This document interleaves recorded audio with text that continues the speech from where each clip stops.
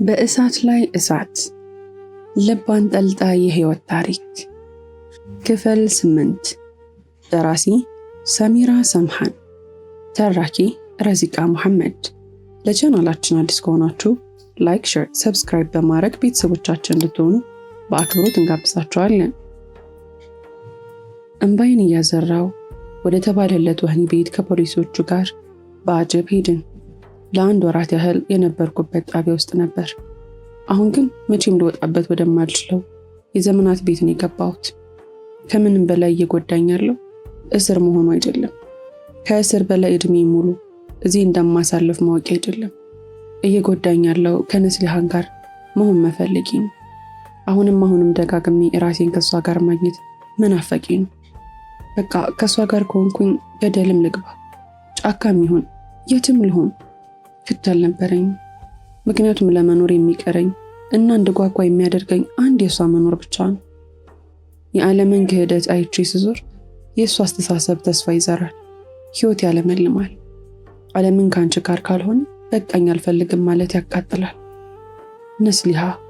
ነስሊሃ የሚሰማኝን ከኔ ውጭ ሊያውቅ የሚችል ሰው የለም።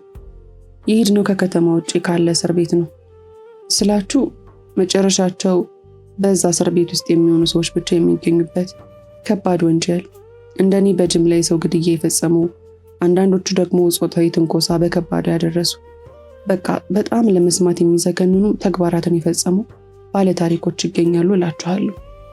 ከመኪናው ከወረድን በኋላ ወደ ውስጥ እንደገባን ወደ አንድ ክፍል ተወሰድኩ። ልብስ እንድቀይር ተሰጠኝ። ከእንግዲህ የእስረኞች መለያ የሆነ የደንብ ልብስ ልለብስ ነውና እስረኞቹንም ልቀላቀል ነው። ክፍሉ በሁለት አቅጣጫ ሰፋፊ መስታወት አለ። ራሴን ሳየው ፀጉሬ በጣም አድጓል። ማደጉ ሳይሆን ፂም ትንሽ ቢስተካከል አሪፍ ነው። ደግሞ ከስተሃል፣ ትንሽም ጠቁረብኛል። አይኔም ይሆን ግን ኢንሻአላህ ከፈቀዱ መስተካከል ሳይኖርብህ አይቀርም። ቆይ እዚህ ትክክለኛ መልካቸውን ለማጥፋት ነው እንደሚገቡት? ለምንድን ነው ስሙ ማረሚያ ቤት የተባለው? ከውጭው ዓለም በተሻለ መልኩ እነሱን ማነጽ ይቻላል ተብሎ አይደል? ታዲያ ፀጉሩን ተመልከቱት እስኪ። እንደዚህ እስከሚሆን ድረስ ለምን ዝም አላችሁት? ምንም እንኳን ጥፋተኞች ቢሆንም እስረኞችን በተቻላችሁ እኮ ልትንከባከባቸው ይገባል። እነሱን ጊዜ በድሏቸው ነው እንጂ እንደኛ ሰዎች ናቸው። ደሞኛ ከነሱ በምን ተለየ? ፊት ለፊት ጋር የሚታይ ወጣ ወንጀል ባንሰራም በአላህ ፊት ሁላችንም ወንጀለኞች ነን። ማንም ንጹህ ሰው የለም። ስለዚህ ባካችሁ አትጥሏቸው። አልጅንን ሳውቀው እኮ እንዲህ አልነበረ። ፖሊሱ በመገረም እያያት፣ ከከሳሾቹ መካከል እኮ አንዱ አንቺ ነሽ። ታዲያ ምን ያደረግሽ ነው? እኔ እያደረግኩ ያለሁት የተሻለ ነው ብዬ ያሰብኩትን ነው። ምንም እንኳን ጥሩ ታሪክ ከሱ ጋር አልተፈጠረም ይሆናል፣ ግን ደግሞ በዚህ ደረጃ ውስጥ ሆኖ ሳገኘው ደስ አይልም። ከሰዓታት በፊት የሰማሁት የነስሊሃን ንግግር ደርሶ ትዝ አለኝ። ፀጉሬን እንደባበስኩትና ፈገግኩ። ግን ወዲያውን ባተከተለኝ። ወዲያው በሩ ተንኳክቶ የሁሉ ሰዓት ምን ትሰራለህ? ከ30 ደቂቃ በላይ ቆየኩ፣ በልቶ ልውጣ አለኝ። እኔም ልብሴን ቶሎ ቀይሬ ወጣሁ። አንዳንድ ንብረቶች በፖሊሶች ይወሰዳሉ። ያም ስለሆነ ጣቴ ላይ የነበረውን ቀለበት አፌ ውስጥ ከትቼ አስመለጥኩት። የእስር ቤት መንቀሳቀሻ ጫማ ተሰጠኝና ወደ ውስጥ ዘለቅ። ወደ መወሰድበት ክፍል እየሄድን እንዳለ ከአንድ መኝታ ክፍል ውስጥ የድብደባና የአገላግሉን ጥሪ ይሰማል። ወዲያው የተወሰኑ ፖሊሶች ያየናቸው አለፉን። እኔም ወደ ተመደብኩበት ክፍል ስለደረስን ገባን። አንዱ ፖሊስ ብቻ ተከትሎኝ ወደ ውስጥ ገባ። መግቢያው ላይ ያለው አንዱ በአልጋው ላይ ተኝቶ መጽሐፍ ያነባል። ሌላኛው ደግሞ ሻይ የተቀዳባቸው ብርጭቆችን በሰርቪስ ሳህን ይዞ ወደ አንድ አቅጣጫ እየተራመደ ነበር። 3 ሆነው ደግሞ ከወደ ጥግ ካርታ የሚጫወቱ ወንዶችም አሉ። አንዱ ደግሞ አልጋውን እያነጠፈ ነበር። የቀሩትን አላየሁትም። የተረጋጉ ናቸውና ምንም እንኳን እስር ቢሆንም ሳያቸው ወደድኳቸው። በተለይ መጽሐፍ የያዘው ልጅ ባየሁኝ ጊዜ ከሱ ጋር ስላነበባቸው መጽሐፎች ለማውራት ፈለግኩ። እዚህ ውስጥ ጓደኛ ላፈራ እንደምችል ተሰማኝ። በቃ እስር ቤት ሳይሆን ሆቴል የተኛው ያክል የተሰማኝ። መኝታዬን እስከሚያስተካክልልኝ ተቻኮልኩ። ግን ብዙም ሳይቆይ አንድ ፖሊስ መጥቶ ቀደም ሲል ተደባድቦበት እስረኛው ሊሞት ደርሶ ወደ ሕክምና የተላከበት ክፍል መሆን እንዳለብኝና በጅምላ ግድያ ውስጥ ስላለፍኩኝ መጥፎ ነገር ላደርግ እንደምችል አያይዞ ይነግረዋል። እውነት ለመናገር ግን በነስሊሃን ፍቅር ከተሸነፍኩ በኋላ እጅ አይደለም ለግድያ ለምት አይታዘዝልኝም። እዚህ እንኳን ስንገባ ፖሊሱ እንደመጀመሪያው እኔን የማስተዋወቅ ሁኔታ አልነበረው። መኝታዬን ብቻ ሳይቶኝ ሄደ። ልክ እንደተለየ ፍጡር በተደራራቢ አልጋ ላይ ከታችም ከላይም የነበሩ ሰዎች በግርምት ይመለከቱኝ ይዘዋል። ሲያፈጡብኝ ፈራኋቸው። ሽክክ ብዬ ያንተ ነው በተባልኩበት አልጋ ላይ ወደ ግድግዳው ዞሬ ጋደም አልኩ። ግድግዳው ላይ እንደተከስኩኝ አንድ በጥጋብ የተወጣጠረ ሰው መጥቶ ነካ ነካ አደረገኝ። አቤት አልኩት እየተነሳውና እየዞርኩ። እየነፈነፈ ጌታችንን ባይረም ሳይተዋወቁና ራስን ሳታስተዋውቅ ዝም ብለህ መቀመጥ አትችልም፣ ተነስ አለኝ። ትዕዛዝ ይሁን ጥያቄ ግራ በሚያጋባ ቅላጼ ስለኔ ደግሞ አንድ ነገር ብነግራችሁ የበፊቱ አልጅን የለም። ይሄ ጥጋብ የሚሰማው ማለቴ ነው። አሁን ያለው ገና ለገና መጥፎ ነገር ተናግሮ ነስሊሃን ትደነግጥብኛለች እያለ ከነስሊሃን መንፈስ ጋር የሚሟዘዘው ነው። ከጎኔ ባትኖርም በአንድ ምሽት እንደተናገርኩት ሆኜ መገኘት እንፈልጋለሁ እና እመኛለሁ። አሁን ያንን ሰው ለመተዋወቅ ተነሳውና ወደ አለኝ ቦታ ሄድኩኝ። ከጥግ በኩል ስልክ ይዞ ያናገራል። እንዴ ስልክ መያዝ ይቻላል እንዴ ብዬ እስከምገረም ድረስ አየሁት። የሆነ ቦታ እንደማውቀው አይነት ስሜት ተሰማኝ፣ ግን ላስታውሰው አልቻልኩም። አባቴም ቢሆን እንደዚህ ነበር የሚያደርገው። አንዳንድ ሰዎችን አጣም አናግሮ እንደጨረሰ መንጋችንን የተቀላቀለው አዲሱ ሰው ይሄ ነው። አዎ ጌታዬ ባይረም፣ ደስ ይላል። በደንብ ተመልከተኝ። አስተያየቱን አልወደድኩትም። አቀባበል ይደረግለት እንጂ ሻይ ቡናም ቢሆን። እሺ ጌታዬ ባይረም አለ። ሻይ አምጥቶ ሰጠኝ። ከአንድ ቀን ትውውቅ በኋላ አሪፍ ይሆናሉ በሚል ዝም አልኩ። ሚስት ሙስሊም ነበረች አይደል? እንደዛ አይነት ወሬ ሰምቻለሁ። ራሱ ባይረም ነው ይህንን ያለው። አሁን እኔ ነኝ እንጂ ያላወቅኩት እሱ ያውቀኛል ወደሚባለው የሐሳብ ዝውውር አደኩኝ። አዎ አልኩት። በዛ ፍጥነት ነስሊሃን ናፈቀች። በግዳጅ ነበር ያገባሃት አለኝ። አዎ እንጂ መልስ የለኝም። አዎ አልኩት። ይህንን ከተነጋገርን በኋላ የምሳ ሰዓት ደርሶ ስለነበር ውጡ ተባልንና ወጣን። ወደ ምግብ አዳራሽ እንድንሄድ ተደረግን።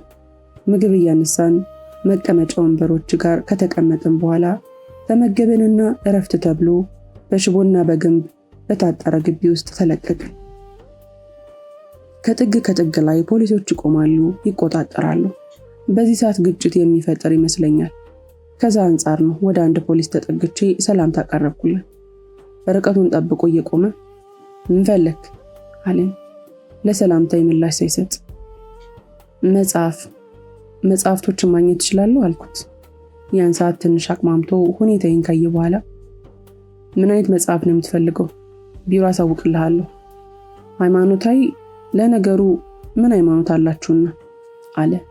ያው እዚህ ያለነው ሰዎች በፈጣሪም ሆነ በሰዎች ዘንድ ከፋፊ ተግባር አንጻር እንዴት ሃይማኖት ይኖረናል?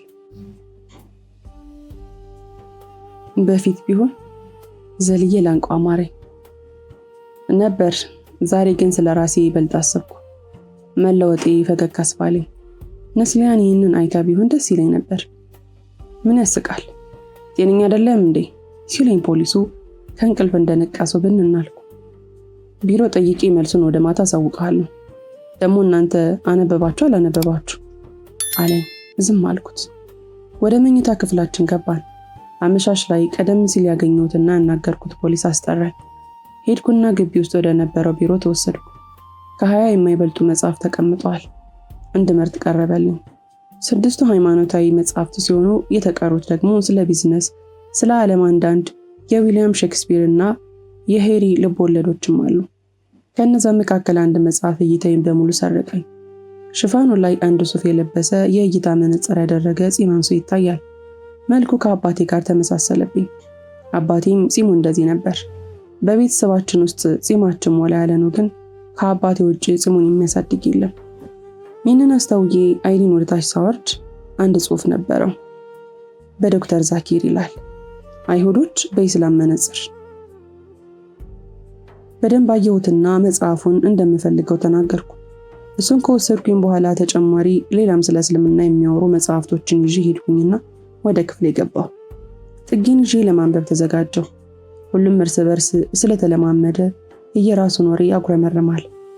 ያስተዋውቁኝ ደግሞ ባይረም የተባለ ሰው ቡጢዎቹን ሰብስቦና መቆጣጠሪያውን እያገላበጠ ያወራል። መጽሐፉ ስለሚያነሳቸው ሐሳቦች አስቀድሜ ለማወቅ የገጾቹ ማውጫ ላይ አይኖቼን ሳቀላውጥ አዲሱ ሰው ባይረም ጌታዬ ይፈልጋል፣ ወደዚህ ና አለኝ። ምራቄን እየዋጥኩኝ ተነሳሁ። ነገሩ ባይገባኝም ውስጤ ግን ፍርሃት ውስጥ ነበር። መጽሐፉን ዘግቼ ልቀላቀላቸው ወሰንኩኝ። ከተቀላቀልኳቸው በኋላ ከዚህ በፊት ከአንድ እስረኛ ጋር ተጋጭቶ ተገሎ ሲታረም የቆየ ፉላን የተባለ እስረኛ እኔ ያንን ክፍል ከተቀላቀልኩኝ ከአንድ ወር በኋላ በድጋሚ ተስተካክሏል ተብሎ ተመልሷል። ጉዳት ያደረሰበት ሰው ግን አሁንም ድረስ ሕክምና ላይ ነው እና እኔም ብላችሁ ይህ ፉላን የተባለው እስረኛ ከተደራራቢው አልጋ በላይኛው ላይ ተቀምጦ ቁልቁል እኔን የጠሩኝና የተቀላቀልኳቸው የነ ባይረም ቡድን በአጽኖት ያያል። አልጂን ሲል ጠራኝ። ያውቀኛል እንዴ አልኩ በልቤ። አቤት የሚል አዎንታዊ መልስ ሰጠሁት። አድናቂህ ነኝ አለኝ። እኔም የምሰጠው መልስ ግራ ስለገባኝ ዞር ብዬ ባይረምን ቀኙት። በአይናቸው ተግባብተዋል። እኔ መሃል ቤት ግራ ስጋባ ሳቃቸውን ለሁለት ከየሁለቱ አቅጣጫ አዘነቡብኝ። መልሰው ቀዝቀዝ ያለ መንፈስ ከተላበሱ በኋላ ባይረም ፉላንን እንዴት ታየዋለህ? ከሱ ጋር ብትጋጠም ማን ሊያሸንፍ ይችላል አለኝ። እኔ በዚህ ሰዓት ሰላምና ሰላም ብቻ ነው የምፈልገው። ኧረ እኔ ምንም አይነት ግጭት አልፈልግም አልኩኝና ከወንበሩ ስነሳ ፉላን ካልጋው ላይ ነጥሮ ፊት ለፊት ይድቅና አለ። ምን? ማን እንደሆንኩኝ ስለማታውቅ ነው አይደል የምትሸሽኝ? በዚህ ሰዓት ህይወት በራሱ አንቅራ ተፍታህ ሊሆን ይችላል። አንተና አባትህ እንደዚህ አይነት ህይወት ሊኖራችሁ እንደሚችል አስባችሁ አታውቁም ነበር። ይሄው ዛሬ ህይወት ተገላቢጦች ሆነችና ከኔ ጋር አንድ የመታወቂያ ደንብ እንድናደርግ ሆነ። ይሄን አስበው ታውቃለህ? ምንም ላስብ አልችልም። እኔ አሁን ግጭት የመፍጠርም የማንሳትም ፍላጎት የለኝም። ለዛ ነው ተወኝ በቃ። ካጠገቡ አለፍኩና ወደ አልጋዬ ሄጄ ተሸፋፈኝ ተኛሁ። ፀሐይዋ የጨረቃዋን የመጥቻለሁ ሰላምታ ተቀብላ ሄደች። መሸ። ራት በልተን እስከምንገባ ድረስ ባይረምና ፉላን እንደ አዲስ ፍቅረኛሞች ሳይለያዩ አብረው ነበሩ። ባይረም እድሜው 50ዎቹ ይሆናል። ባይረም ግን እኩዬ ይመስላል። 26 ዓመቱ ይሆናል። ሞላ ያለ ሰውነት ስላለው ብቻ ግዙፍና እድሜ ጠገብ አስመስሎታል። እኩለ ሌሊት ላይ በተኛውበት አንድ ጥላ በላይ ላይ ሲንቀሳቀስ ተሰማኝ። ቀድሞውንም እንቅልፍ የለኝም። አይደለም ዛሬ ትክክለኛ እንቅልፍ መተኛቴን የማስታውሰው ሕፃን ሆኜ እናቴ እቅፍ ውስጥ ነው። ካልሆነ የእንቅልፍ ምንነት አላውቀውም። ከልብሱ ጭንቅላቴን ወጣ ሳደርግ ፉላን ጩቤ የተባለውን ስለት ይዞ በላይ ላይ አንዣብባል። እንዳየሁት ራሴን ለመከላከል ብዙ ጥረት ማድረግ ጀመርኩ። በእኛ ግብ ግብ የተኙት እስረኞች ከነበሩበት ነቁና ክፍላችን በአንድ እግሩ ቆመ እላቸዋለሁ። ፖሊሶች መጥተው ካረጋጉም በኋላ ፉላንን ይዘውት ሄዱ። ዛሬ ቀኑ በጣም ደስ ይል ነበር። በዶክተር ዛኪር የተጻፈውን መጽሐፍ ሳነብ 7ኛ መጽሐፊና 15ኛ እትም ነው። ምንም እንኳን ሙስሊም አልሆንኩም እንጂ ብዙ ወደ እምነት የሚገፋፉ ነገሮችን ማወቅና መረዳት እየቻልኩ ነው። ንግግር ቀንሻለሁ፣ ብዙ አላወራም፣ ግልፍተኝነት የለም። እስከዛሬ ካነበብኩት በጣም የገዛኝና ወደሱ እንድቀርብ ያደረገኝ ነገር ቢኖር አንድ ነው። ምን መሰላችሁ? አንድ የ99 የሰው ነፍስን አጥፍቶ በስተመጨረሻም ከጌታው ምህረትን ስለተቸረው ሰው እሱን ስሰማ አንዳች ተስፋ ውስጥ ያደረ። ምናልባት ጌታዬ ይመራኛል የሚል እምነት ማተቤን ከአንገቴ ላይ ፈታውና አልጋ ስር ከተትኩት። ልጥለውን ፈራው። አንገቴ ላይ ላቆየውም። አሁን ላይ ልቤ እስልምናን ተቀብሏል። ህሊና ያልፈቀደልኝም። ራሴን እንደ ሙስሊም መመልከት ጀመርኩ። ግን ወደ እምነቱ የሚያመላክተኝ ሰው አላገኘሁም።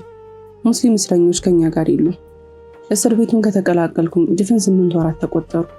አንድ ንጋት ላይ ከእስር ቤቱ ፍቃድ ያው ህግም ስለሆነ ለቤተሰቦቻችን የሚላክ ደብዳቤ እንድንጽፍ ተደረገ። ሁሉም ለልጆቹ፣ አንዳንዱ በህይወት ላሉት ወላጆቹ፣ እንደ ባይረም አይነቶቹ ደግሞ ለታዛዦቹ የተልእኮ ብቻ ሁሉም የፈቀደውንና የወደደውን ደብዳቤ ለፈለገው ሰው ይጽፋል። ከነዛም ደብዳቤዎች እንዲጽፉ ከተሰጣቸው እስረኞች መካከል እኔም አለሁበት። ያው ምንም ጥርጥር የለውም ልጽፍ የምችለው ለልቤ ልዕልት ህሊናዬን በመንፈስ ለምታስተዳድረው ንግስት ነስሊሃን ነው። ንጋት ላይ ደብዳቤ እንደምጽፍ ማታ ሲያወሩ ከሰማው ጀምሮ ሌሊቱን ሙሉ እንደ ህፃን የሃይስኩል ተማሪ ስሰርዝና ስደልዝ ቃላትን ስመርጥ አደርኩ። ከቁርስ በኋላ ፖስታና 2 ወረቀት ተበተነልን። አሳማሚ 8 ወራት ተቆጥረዋል። የመጀመሪያዋን ዕለት ስጀምራት እነዚህን ሁሉ ወራት ያላንቺ የምቆይ አይመስለኝም ነበር። ግን አጋር የሌለው ጌታ ምንም ማድረግ ይችላልና ራሱን እንደ አሳ አንቺን ደግሞ እንደ ውሃ የሚይሽን አልጂን ከራሱ የማይለይ ጽናትን የሚመስል ውሃማ አካል ፈጠረለትና አለሁ። ምስጋናና ጥራት ይገባው። ሞትን በሚመስል ህይወት ውስጥ ሕያው አድርጎ ሊያቆየኝ ችሏል። እንዴት ነሽ ብዬ መጠየቄ ጠላትነቴ ጎላ ያደርገዋል። ምክንያቱም 5 ወራት ሁሉ ደህንነትሽና ሰላምሽን የወሰድኩኝ ሰው እንደዛ ስለሆንኩኝ አሁን ላይ ያለን የምትኖር ህይወት በጣም ውብ ስለሆነ አይሰወርብኝም እና ናፍቀሽኛል። በቃ ሙሉ ወረቀቱን ናፍቀሽኛል ብዬ ብቸከችክበት አልጠላም፣ ግን ደግሞ ትርጉም ያለው አረፍተ ነገር መናገር ስላለብኝ ሲጀመር የማንችለውን ሸክም አይሰጠንም የኛ ድክመት ቢሆን እንጂ። ትንሽ ራስ ወዳድ ሆንኩኝ አይደል? ስለ ራሴ ብቻ ነው እያወራ ያለሁት። የዶክተር ዛኪር ቀንደኛ ተከታታይ ሆኛለሁ። ከህትመቶቹ ውስጥ ያላነበብኩት 3 መጽሐፍትን ብቻ ነው። በጣም እንደተለወጥኩኝ ይሰማኛል። ከዚህ ሁሉ ጀርባ ደግሞ አንቺ መኖርሽ ያስደስተኛል። ምንም ልልሽ አልችል ይሆናል፣ ግን አንድ ብዬ የመደብኳት ቀን አለች። በስተመጨረሻም ቃል ኪዳን። ቃላት ብቻ ይሆናሉ። ጥረቶች በእርግጥ ቃል ኪዳን አይደሉም፣ ግን እመኚኝ በትንሽ ጊዜ ውስጥ ተቀይሬ ያሳይሻለሁ። ወረቀቱን አጣጥፌ ወደ ፖስታው ሳጥን ወሰድኩትና ወደ ክፍሌ ተመለስኩ። በጣም ደስ ብሎኝ ነበር። የያዝነው ወር ማገባደጃው ላይ ለአብዛኞቹ እስረኞች የደብዳቤያቸው መልስ ይተላከላቸው ነበር። የኔ ግን አልተመለሰም። ስሜ በተጠራ ቁጥር የደብዳቤ መልስ የመጣ እየመሰለኝ ልቤ ይሰቀላል። 2 ወራት አለፉ። አሁን ደግሞ ምሽት በመጣ ቁጥር ማንባት ጀመርኩ። የሆነ ነገር እንኳን አትለኝም እንዴ? ለኔ እኮ ብዙ ነገር አይጠበቅባት። 2 ፊደል ብቻ ብትጽፍልኝ ተስፋ ይሰጠኛል፣ ብርታት ይሆነኛል እያልኩኝ ለራሴ እነግረዋለሁ። በአንዱ ቀን ምሽት ላይ በውስጤ የግል ብሶቴን ሳብሰለስል አንድ ፖሊስ ወደ ክፍላችን መጣና ጠራኝ። ስለ ደብዳቤው ተስፋ ቆርጫለሁ፣ ግን ለምን እንደፈለገኝም አላወቅኩም። አቤት ብዬ ተከትዬ ወጣሁ። ወደ ቢሮ ወሰደኝ። ስደርስ በቢሮ ጠረጴዛ ላይ በጣም ብዙ ነገር ከነሱና ከእቃዎቹ ቀጥሎ አንድ ፖስታ ተቀምጧል። አሁን እርግጠኛ ሆንኩኝ ነስሊሃን ለደብዳቤ መልስ እንደሰጠች። ፊቴ በፈገግታ ሞላ አለ። ፖሊሱም ይህን ያህል ያስደስተኛል ብሎ አልጠበቀም። ብቻ ተከትሎኝ እሱም ፈገግ አለ።